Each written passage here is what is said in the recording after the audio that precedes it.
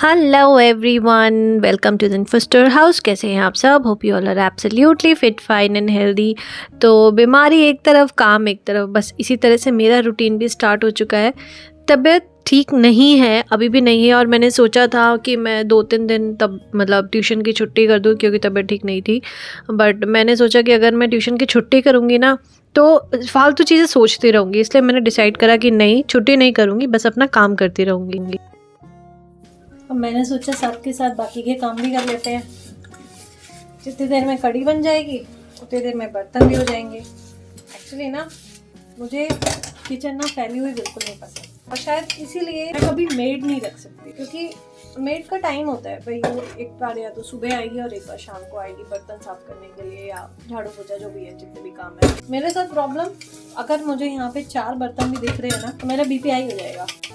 मतलब दुनिया इधर से उधर हो जाए, किचन सिमटी हुई चाहिए मुझे। दूसरी बात, सुबह उठते ही मुझे घर साफ चाहिए, झाड़ू पोछा उठते ही। सबसे पहले घर क्लीन होना चाहिए, उसके बाद बाकी के काम हो जाएंगे। एक्सरसाइज करनी है, जो भी करनी है उसके बाद। पता नहीं, मतलब मुझे ऐसा लगता है ना कि घर अगर सिमटा हुआ नहीं होगा ना तो मुझे ना उलझन सी रहती है, बेचैनी सी रहती है। इसको शायद कुछ बोलते हैं, ये कोई प्रॉब्लम होती है, बीमारी होती है ना, इसको शायद OCD बोलते हैं, शायद पता नहीं क्या, कुछ ऐसा ही नाम होता है। अगर आप में से किसी को पता हो तो प्लीज़ मुझे कमेंट करके जरूर बताना। आई थिंक इसको शायद OCD बोलते हैं। घर अगर फैला हुआ है तो कभी कभी तो मुझे नींद भी नहीं आती। जब तक मैं घर पूरा सेट नहीं कर लूँगी ना, मैं सो नहीं पाऊँगी। ये एक बहुत बड़ी समस्या ही है, चैन से नहीं रह सकती। दूसरा, घर की सेटिंग चेंज होनी चाहिए।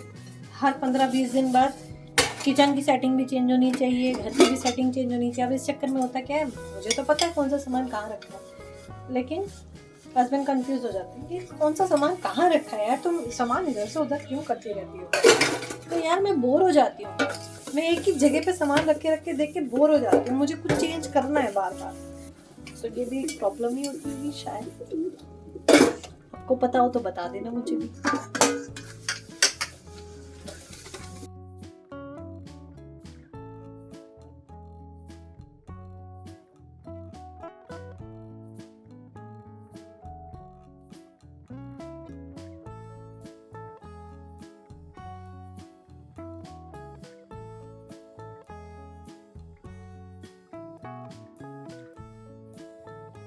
तो यहाँ पे मैंने स्टार्ट कर दिया है आयरनिंग का काम। बहुत सारे कपड़े प्रेस होने रखे थे, और जब भी मैं कपड़े प्रेस करने बैठती हूँ, मुझे पता है कि 1-1.5 घंटा तो कहीं नहीं गया प्रेस करने में, तो मैं हमेशा फ़ोन में या तो मैं कुछ प्रवचन लगा लेती हूँ, क्योंकि मूवी भी आपको लगातार देखनी पड़ती है। कोई सीरियल है वो भी कंटिन्यूअस देखना पड़ेगा, मतलब बीच में काम करने में फिर मज़ा नहीं आता।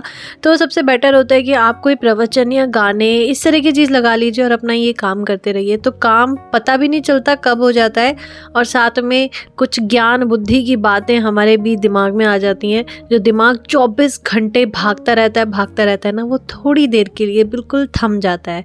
तो ये बहुत ही एक अच्छी टेक्निक है अपने आप को शांत करने की। जब कोई भी इस तरह का काम है जो टाइम टेकिंग है, जिसमें लंबा समय लगेगा, तो कुछ इस तरह के आप प्रवचन सुनिए, क्योंकि अलग से टाइम नहीं निकाल सकते। बहुत बिजी लाइफ है सबकी, अलग से मौका नहीं मिलता कि हम आधा घंटा प्रवचन सुनेंगे या 1 घंटा प्रवचन सुनेंगे रोज। वो नहीं हो पाता, कितनी भी कोशिश कर लीजिए नहीं हो पाता। चाहे आप वर्किंग वुमन हैं, चाहे आप वर्किंग वुमन नहीं है, लेकिन नहीं हो सकता। काम करते करते साथ में ये सब चीज़ें चल जाती हैं। प्रवचन सुन सकते हैं, गाने सुन सकते हैं, थोड़े अपने आप को रिलैक्स करने के लिए आप इस तरह की चीज़ें इसी दौरान कर सकते हैं। तो इसलिए मैं भी यही काम करती हूँ। तो या तो मैं अवधेशानंद गिरी जी महाराज के प्रवचन सुनती हूँ, या जो हमारे गुरु जी हैं उनके सुनती हूँ, या फिर मैं साधु गुरु को सुनती हूँ, क्योंकि साधु गुरु के प्रवचन भी बहुत अच्छे होते हैं। उनकी बहुत छोटी छोटी क्लिप्स हैं, आई थिंक 6 से 7 मिनट्स की होती हैं, इससे ज़्यादा नहीं होती है। और उन 6 से 7 मिनट में उनका जो समझाने का तरीका है चीज़ों को, वो बहुत ही अमेजिंग है। एक्चुअली कुछ लोगों का ये मानना है कि ये कोई उम्र है प्रवचन सुनने की। मतलब मुझे नहीं लगता कि इन सब चीज़ों की कोई उम्र होती है।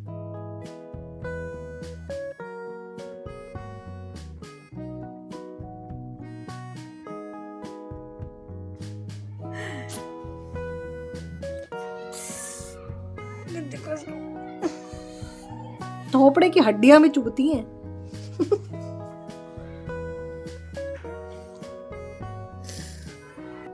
स्माइल करो, इतने दांत दिखाने को नहीं कहा। ये देख फिर आया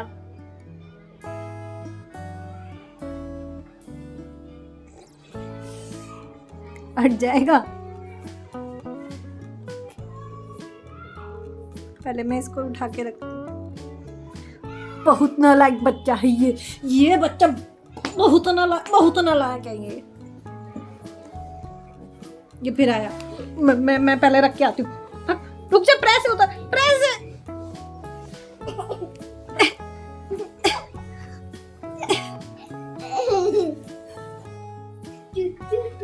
खाना खाने अरे यार छोड़ ये ना जैसे जैसे बड़ा हो रहा है और शैतान होता जा रहा है।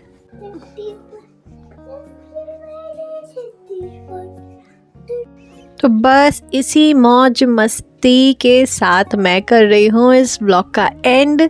और ये शैतानी तो भाई पूरे दिन चलती रहती है इसकी। तो अगर मैं रिकॉर्डिंग करने बैठूँगी ना तो मतलब 12-24 घंटे क्या बहुत कम पड़ने वाले हैं। तो ये था आज का blog. Hope you like the video. Like share and subscribe ज़रूर कर देना। मैं मिलूँगी आपसे नेक्स्ट वीडियो में फिर से कुछ फन मस्ती एंटरटेनमेंट के साथ। Till then good bye. और हाँ, इंस्टा पे फॉलो कर लो यार।